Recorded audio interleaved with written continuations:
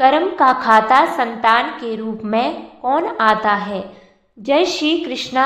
दोस्तों, आपने पूर्व जन्म के कर्मों से ही हमें इस जन्म में माता पिता, भाई बहन, पति पत्नी, प्रेमिका, मित्र, शत्रु, सगे संबंधी इत्यादि संसार के जितने भी रिश्ते नाते हैं सब मिलते हैं, क्योंकि इन सबको हमें या तो कुछ देना होता है या इनसे कुछ लेना होता है।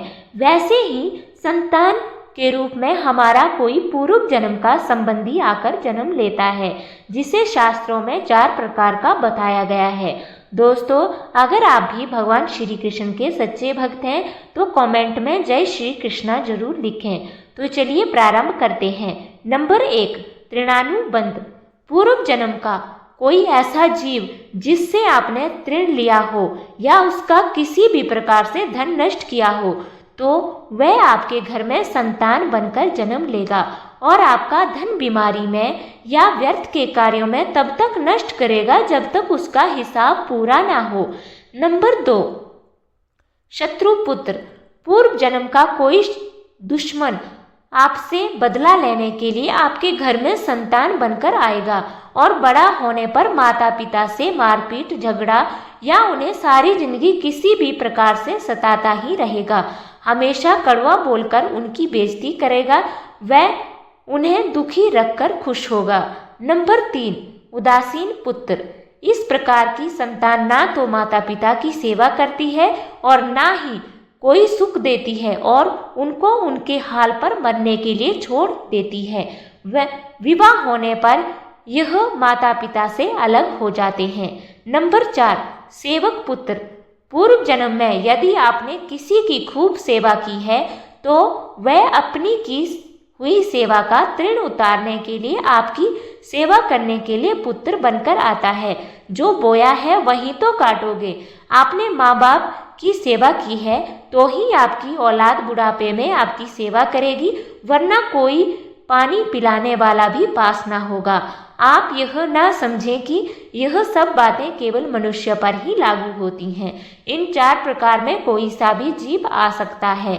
जैसे आपने किसी गाय की निस्वार्थ भाव से सेवा की है तो वह भी पुत्र या पुत्री बनकर आ सकती है। यदि आपने गाय को निस्वार्थ वंश पालकर उसके दूध देना बंद करने के पश्चात उसे घर से निकाल दिया हो तो वह तृणानुबंध पुत्र या पुत्री बनकर जन्म लेगी।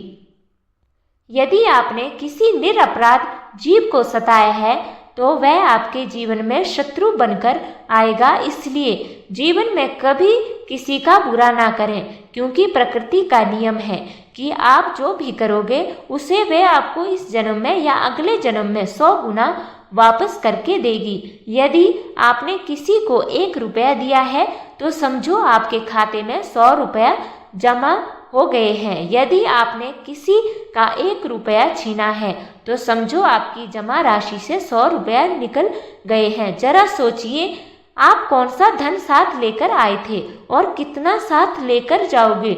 जो चले गए वो कितना सोना चांदी साथ ले गए। मरने पर जो सोना चांदी धन दौलत बैंक में पड़ा रह गया, समझो वो व्यर्थ ही कमाया। औलाद अगर अच्छी और लायक है तो उसके लिए कुछ भी छोड़कर जाने की जरूरत नहीं है, खुद ही खा कमा लेगी। और औलाद अगर बिगड़ी या नालायक है तो उसके लिए जितना मर्जी धन छोड़कर जाओ, वह चंद दिनों में सब बर्बाद करके ही चैन लेगी। मैं, मेरा, तेरा और सारा धन यही का यही धरा रह जाएगा, कुछ भी साथ नहीं जाएगा। साथ यदि कुछ जाएगा भी तो सिर्फ नेकियां ही साथ जाएगी। इसलिए जितना हो सके नेकी करो, सत्कर्म करो और ईश्वर का ध्यान करो। दोस्तों, वीडियो अच्छी लगी हो तो वीडियो को लाइक करें और हमारे महादेव वाणी चैनल को सब्सक्राइब जरूर कर लें। धन्यवाद।